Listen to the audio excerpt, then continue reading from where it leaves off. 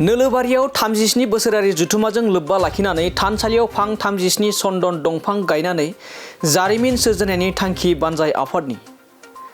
नोलोबारि बियाब दुलाराय बाथौ गौथुमनि 37 बोसोरारि जुथुमाजों लोब्बा लाखिनानै सिलिसबारि गामि थानसालियाव फां 37 चन्दन दंफां गायनानै जारिमिन सोरजिनायनि थांखि बानजाय आफादा बायदि बायदि समायना रमायना मेहेरगोनां हाबाफारिजों फैगौ 19 आरो 20 जानुवारि खालाराव साननैनि हाबाफारिजों उदालगुरि जिल्लानि सिङाव थानाय नोलोबारि बियाब दुलाराय बाथौ गौथुमनि 37थि बोसोरारि जुथुमाखौ बियाबनि सिङावनो थानाय सिलिसबारि गामि थानसालिनि लांगोनायाव खुंफुंनो थाखाय लानाय बायदि दिनै गिबि लाइ खुन्थियाखौ गायसनो।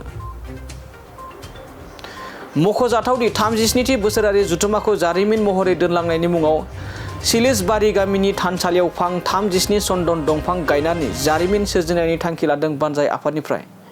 दिनैनि बे गिबि खुन्थिया गायसननाय हाबाफारियाव बाहागो लायो नोलोबारि बियाब दुलाराय बाथौ गौथुमनि आफादगिरि मुस्रि भद्रेश्वर दैमारि, गाहाय दौरि खगेन दैमारि, आसारि खासाव दैमारिजों लोगोसे गोबां दैदेनगिरिफ्रा दिनैनि बे हाबाफारियाव बाहागो लायो।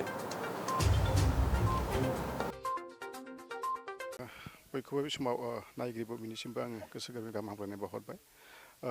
नंगौ जोंहा नोलोबारि बियाब बाथौ गौथुमनि 37 बोसोरारि जुथुमाखौ देग्लाय सिलिसबारि गामिनि बानजायनायाव जोङो बानजायनो आखायाव लादों आरो बिनिनो गिबिसिन दिनै लाइ खुन्थिया गायसननाय बे हाबाफारिया जोंहा बावैसो सिगां जानानै थांबाय। जोङो जोबोद गोजोननाय मोन्दों बिदि जों नोलोबारि बियाब बाथौ गौथुमनि 37 बोसोरारि जुथुमाखौ जों बानजायनो मोननानै जों गोजोननाय मोन्दों आरो जों आर'ज खालामदों आनान गसाइ बोराइ बाथौआ जोंनि मोनफ्रोमबो हाबाफारिखौ जाहाथे मोजाङै मोजां बारहोलांगोन आरो जोंखौ बयबो खौसेयै खामानि मावनायाव हेफाजाब होगोन बेखौ जों आसा खालामदों। जोङो जोबोद थागथियारि जोंहा फैगौ जानुवारि दाननि 2026 मायथाइ 19 आरो 20 खालाराव साननैनि हाबाफारि लानानै जोङो जोंनि बियाब गौथुमनि बायदिसिना बिथिंखौ लानानै जोङो धोरोमजों लोगोसे लाइमोन सेंग्रा सिख्लाफोरनि आरो माइनावफोरनि आरो सोरबांगिन जौगानायनि माखासे सावरायनाया जोंनि बे जुथुमायाव बाहागो मोनगोन बा बाहागो लागोन। ओंखायनो आङो बै जुथुमायाव जोंनि बियाब गौथुमनि साफ्रोमबो सिबियारिजों लोगोसे खाथि खाला थानाय मोनफ्रोमबो आनसलिकनि दैदेनगिरि आरो सिबियारि बिथांमोनखौ आं खावलायहरदों दिनै जोंनि फैबाय थानाय 2026 मायथाइनि जानुवारि दाननि 19 आरो 20 खालाराव जिथु हाबाफारि जागोन बे हाबाफारियाव जाहाथे बयबो बाहागो लाफैयो आं बेखौ खावलायहरनाय जाबाय। नंगौ जोङो साफ्रोमबो सिबियारि थान्दै बिथांमोनखौ जोङो 19 खालारावनो जोङो फैनो खावलायदों। हाबाफारियाव जोंहा अलरेडि ओंखारनो थांगासिनो दङ। जोङो साफ्रोमबो सिबियारि बिथांमोनखौ जोङो मोजां रोखोमनि थाहोनो हानाय बा जाहोनो हानाया जोंनि बिबान आरो जोङो साफ्रोमबो थान्दैयारि बा सिबियारि बिथांमोनखौ जोङो मोजां रोखोमनि जोथोनै जोङो लाखिगोन आरोखि।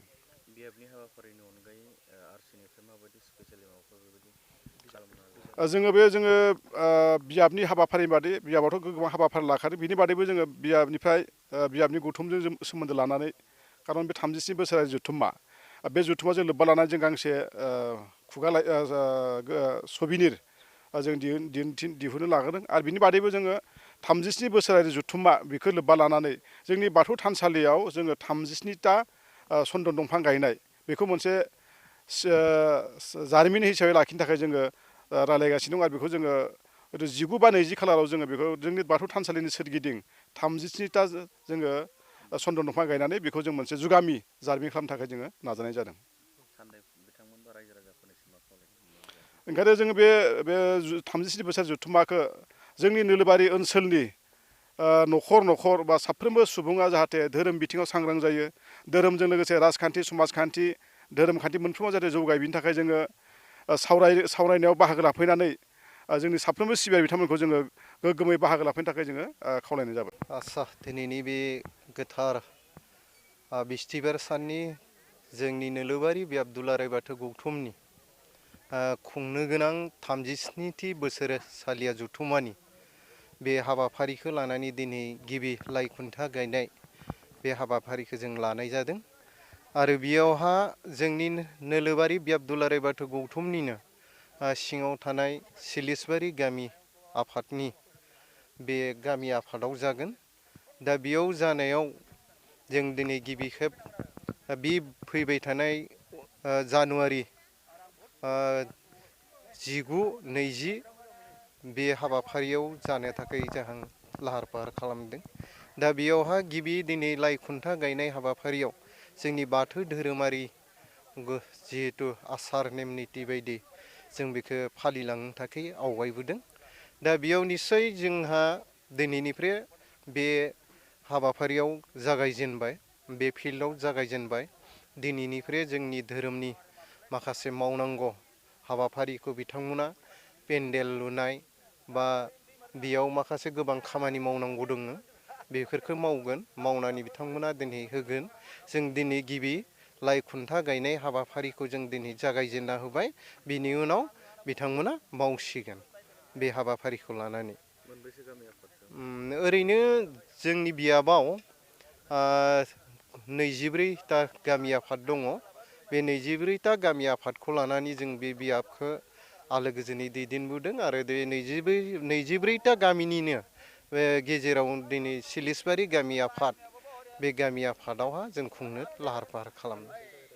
बे हाबाफारिया साननैनि थाखाय जागोन, 19-20। बेयाव ओरैनो जोंनि बे बियाबावथ' खमैबाबो जों 1000निफ्राय लानानै 1500-2000 बेबायदि सुबुं जायो आरो जोंनियावहा, जोंनिया बेबायदि जायो बे धोरोमा। ओरैनो जोंनि बियाबाथ' हाबाफारिया मा लादों माने जोंनि बियाबा धोरोमनि माखासे सावरायनाय जों बेखौ लादों आरो धोरोमाव थानानै जों माबायदि डेभेलप जानांगौ, जों न'खरखौ माबायदि दैदेनलांनांगौ, जोंनि गथ' गथायखौ माबायदि जों फोरोंलांनांगौ, बिनि माखासे हाबाफारिखौ लानानै जों गोबां बेयावहा आवगायबोदों।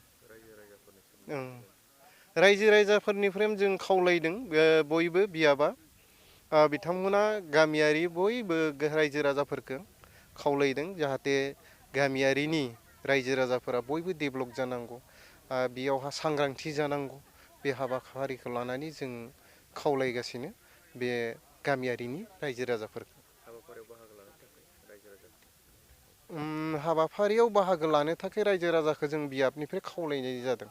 बेखौ जों गंसे गामियाव नङाब्लाबो खमैब्लाबो 50 जननिफ्राय 60 जनसिम जों गामियारिनिफ्राय खावलायहरनाय जायो, बेबायदि खावलायनाय जायो।